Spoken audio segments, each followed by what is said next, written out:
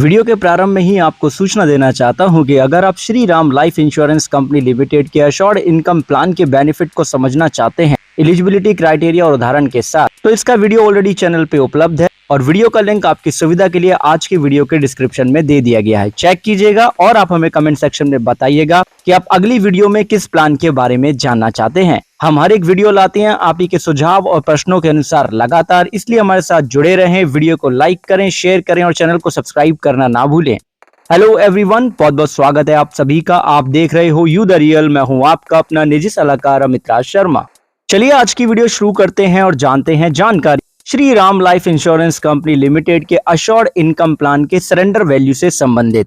अगर आपके पास ये प्लान है तो देखिए, ये चीज तो आप जानते हैं कि सरेंडर करने में नुकसान होता है, लेकिन पॉलिसी को सरेंडर करने के लिए कम से कम 2 साल लगातार प्रीमियम पे करना अनिवार्य है। उसके बाद ही आपको गारंटेड सरेंडर वैल्यू मिल सकती है। गारंटेड सरेंडर वैल्यू की कैलकुलेशन करने के लिए आपको गारंटेड सरेंडर वैल्यू फैक्टर का गुणा करना होता है जितना भी बेस प्रीमियम आपने पे कर दिया हो till the date of surrender तक, राइट।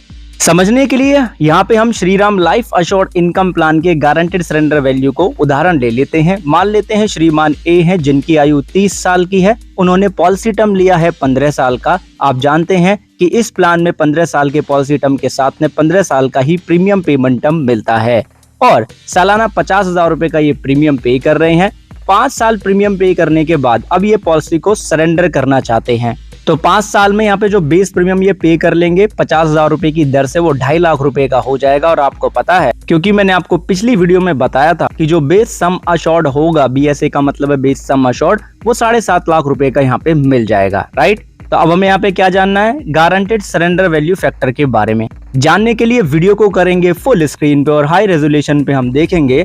तो हमने देखिए 15 साल का पॉलिसी टर्म, 15 साल का प्रीमियम पेमेंट टर्म लिया है, 5 साल हमने कंप्लीट कर लिए हैं, तो गारंटेड सरेंडर वैल्यू फैक्टर यहाँ पे 55 आ जाएगा, राइट। अगर आपको ये पूरा चार्ट चाहिए तो टेलीग्राम चैनल से आप PDF ले सकते हैं। तो हमें क्या करना है, यहाँ पे जो टोटल पेड प्रीमियम है हमारा 2.5 लाख रुपए का, उसका हम 55% निकाल लेंगे। 55 का मतलब था 55%, तो 1,37,500 रुपए का गारंटेड सरेंडर वैल्यू इनको मिल जाएगा और पॉलिसी बंद हो जाएगी। अब यहाँ पे श्रीमान ए को लॉस दिख रहा है, इसलिए उन्होंने जानना चाहा पेड अप पॉलिसी के बेनिफिट के बारे में। उसमें भी कंडीशन सेम है कि 2 साल लगातार अगर प्रीमियम पे कर लिया है, उसके बाद में प्रीमियम नहीं पे कर पा रहे, तो पॉलिसी ग्रेस पीरियड के बाद में पेड अप पॉलिसी में कन्वर्ट हो जाती है। अब पेड अप पॉलिसी के बेनिफिट को समझने के लिए श्रीमान ए का ही उदाहरण हम यहाँ पे कंटिन्यू रखते हैं। 5 साल इन्होंने प्रीमियम पे किया, उसके बाद में नहीं कर रहे हैं, तो ग्रेस पीरियड के बाद में पॉलिसी पेड अप पॉलिसी में कन्वर्ट हो गई। तो ऐसे में पेड अप मैच्योरिटी बेनिफिट मिलेगा, इनकम बेनिफिट नहीं। और जो पेड अप मैच्योरिटी बेनिफिट होगा वो paid up maturity sum assured होगा। तो उसे जानने के लिए हमें क्या करना है, मैच्योरिटी सम अश्योर्ड निकाल लेना है। मैच्योरिटी सम अश्योर्ड निकालने के लिए जो 7.5 लाख रुपए का बेस सम अश्योर्ड है,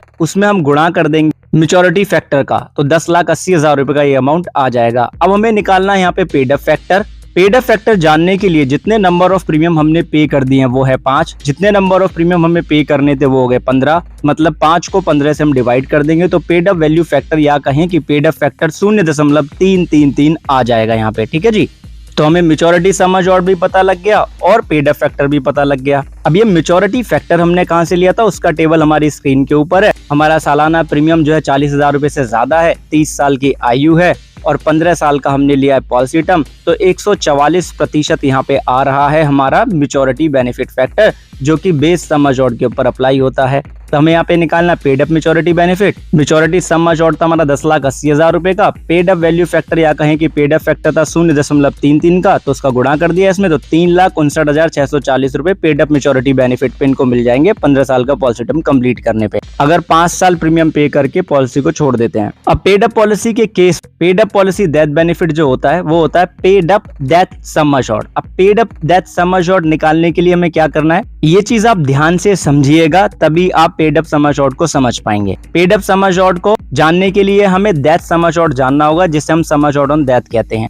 उसके लिए हम जो हमारा मैच्योरिटी सम अश्योर्ड है जो कि 10,80,000 रुपए का था, उसका कंपैरिजन करेंगे सालाना प्रीमियम का 10 गुना निकाल के, जो कि 5 लाख हो जाएगा। फिर इसका कंपैरिजन कर देंगे टोटल पेड प्रीमियम का 105% निकाल के, जो कि 2,62,500 रुपए हो जाएगा। तीनों का कंपैरिजन करेंगे तो मैच्योरिटी सम अश्योर्ड 10,80,000 रुपए का यही अमाउंट ज्यादा है। इसमें अब हम गुणा कर देंगे पेड अप फैक्टर का, क्योंकि हमारे यहाँ पे सम अश्योर्ड ऑन डेथ या कहें कि डेथ सम अश्योर्ड हो गया 10,80,000 रुपए का, तो इसमें हम पेड अप फैक्टर का गुणा कर देंगे, तो paid up death sum assured निकल के आ जाएगा, जो कि 3,59,640 रुपए का होगा। इस तरीके से पेड अप पॉलिसी के केस में आपको बेनिफिट मिलेंगे, ऐसे कैलकुलेशन आप करेंगे, राइट। अगर आप पॉलिसी को रिवाइव कराना चाहते हैं तो जो आप लास्ट प्रीमियम पे करते हैं उसका जो ड्यू डेट होता है उससे अगले 5 साल जो होते हैं वो रिवाइवल पीरियड के होते हैं। इसमें जो लेट फी का इंटरेस्ट रेट लगता है वो 7% का है एट प्रेजेंट। ये चेंज होता रहता है समय के साथ साथ।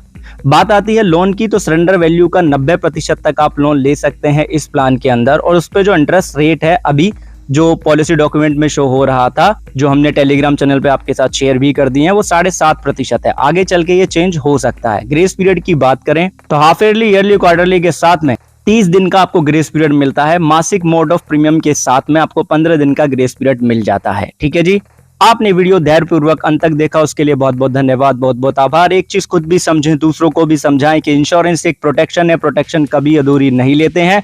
अगर वीडियो में दी गई जानकारी आपको क्लियर लगे तो प्लीज वीडियो को लाइक करें, शेयर करें और चैनल को सब्सक्राइब करके जुड़े रहें हमारे साथ। और एक चीज हमेशा ध्यान रखें कि प्लान लेते वक्त पॉलिसी टर्म उतना ही लें जितना आपकी जरूरत के अनुसार है, अन्यथा आपको आगे चल के नुकसान हो सकता है सरेंडर करने पे पॉलिसी को। धन्यवाद आप सभी का, अपना ध्यान रखिएगा।